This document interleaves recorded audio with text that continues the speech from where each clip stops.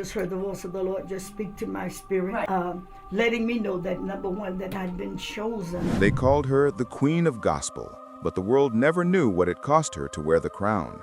Long before the awards, the Grammys, and the viral challenges, Pastor Shirley Caesar was a little girl singing to keep her family alive. She buried her father at 7, carried her disabled mother on her back, and faced racism, betrayal, and heartbreak while lifting everyone else with her voice.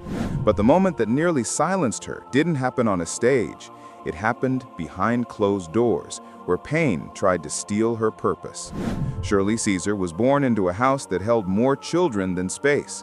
13 siblings, 1 disabled mother, and a father who worked himself tired in a tobacco factory. Their home in Durham, North Carolina, wasn't built for dreams. It was built for survival. But at just 7 years old, everything shattered. Her father collapsed from a sudden brain seizure and died in front of her. That moment didn't just take a parent, it ended her childhood. With no steady income and mouths to feed, Shirley didn't discover her gift, she depended on it. She began singing in churches to bring in a few dollars, not for fame, but for food. They called her Baby Shirley because her voice didn't match her size. People cried when she sang, not knowing that every note was carrying the weight of a broken home. But poverty wasn't done testing her strength just yet. By the time other kids were learning games, Shirley was learning sacrifice. At just 12, her mother's health collapsed even further. Haida Caesar could barely walk, and doctors offered more doubt than help. Shirley became the caretaker, cooking, cleaning, lifting, bathing, and guiding her mother from room to room. There were no nurses, no hired hands, no rest. She handled the house by day and stood in pulpits by night, singing to strangers just so her family could stay afloat. But survival wasn't her only burden. Something else was waiting for her, quiet, unseen, and persistent. After high school, she briefly tried college, believing a business degree might help her future. Then, in the middle of a typing test, she heard a voice, clear, direct, and supernatural. When she asked her classmate if she'd spoken, the girl said nothing. The voice came again, louder the next time, and what it said would change every plan she thought she had. That mysterious voice didn't speak in whispers, it spoke with authority. "Behold, I have called you from your mother's womb. I have anointed your lips to preach the gospel." Those words shook her more than any applause ever could. She didn't wait for confirmation or approval. She walked out of college and never returned. Her calling wasn't typed on paper, it was carved into her spirit. At just 19, she stepped into one of the most respected gospel groups in America, the Caravans. Albertina Walker didn't hand out chances easily, but Shirley earned her place with fearless vocals and raw conviction. On stage, she didn't just sing, she erupted. She danced, testified, and shook audiences who weren't prepared for a teenage firebrand. But while the spotlight followed her gift, the paycheck didn't. Male singers earned 5 times her income, and she was paid only $75 a week. And that was just the beginning of the battles she didn't see coming.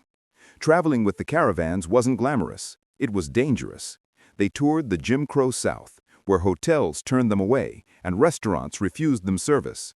Some nights they slept on buses, not because they were celebrities on the move, but because segregation left them nowhere else to go. Crowds cheered their music, but the world outside the church doors reminded them they were still unwanted.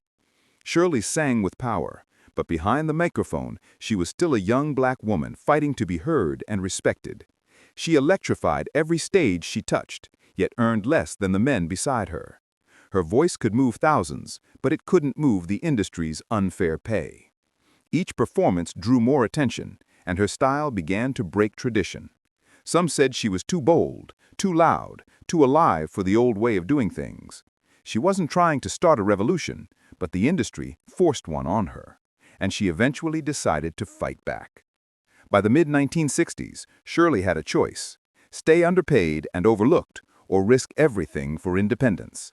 Legends like Mahalia Jackson warned her not to leave the safety of a group, but Shirley was done being silent. In 1966, she made a move no young gospel woman had dared.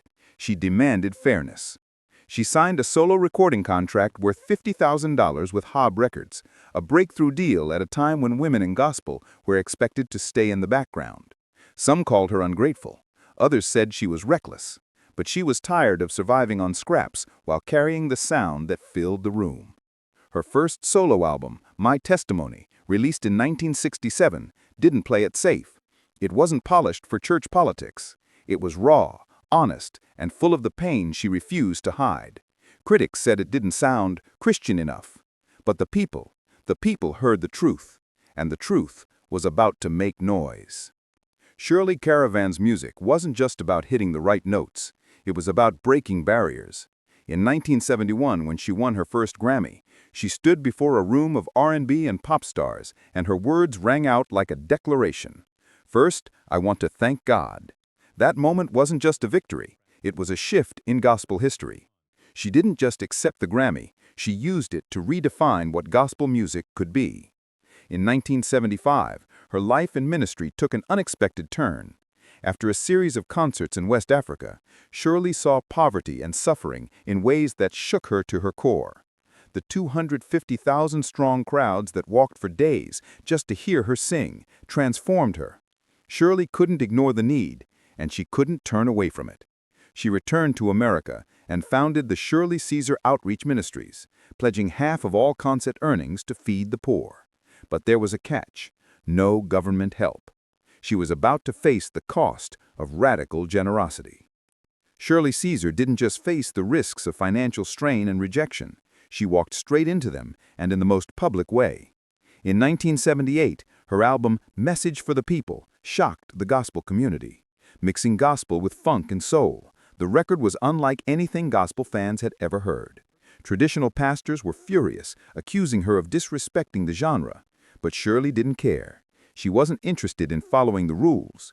She was interested in reaching the people who needed her the most. Her gamble paid off.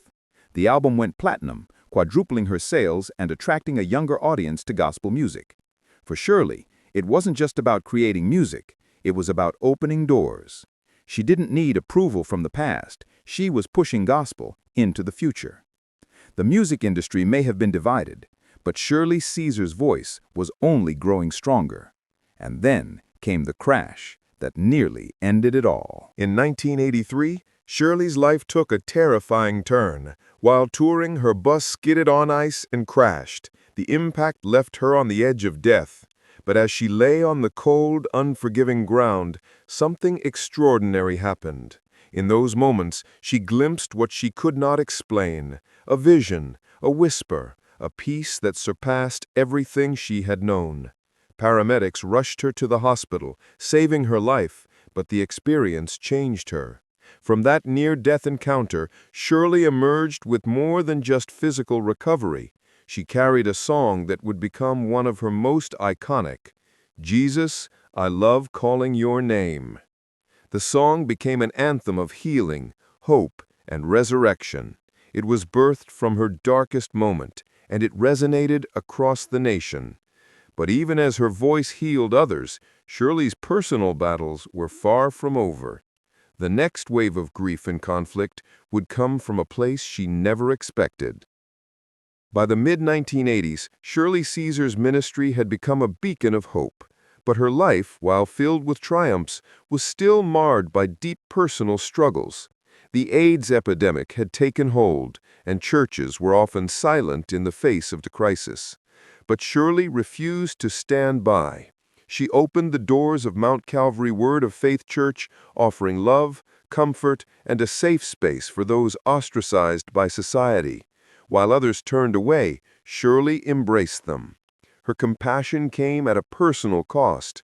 As her health began to decline due to vocal cord nodules, Shirley continued to sing through the pain, knowing her gift was a lifeline to so many. But her greatest heartbreak came with the passing of her beloved mother, Caesar. Her anchor was gone, leaving her to navigate not just grief, but the sudden fractures within her family. Through it all, Shirley kept giving. She became known for her generosity, even when the world doubted her ability to keep going. Despite facing years of grief, rumors, and personal battles, Shirley Caesar's legacy only grew stronger. In 2014, the passing of her husband, Bishop Harold Ivory Williams, was yet another devastating loss. As if that wasn't enough, Shirley found herself caught in a bitter legal battle with her stepchildren, compounded by cruel rumors about her health and finances. Yet, through the chaos, she never faltered. Her resilience became a lesson for everyone watching.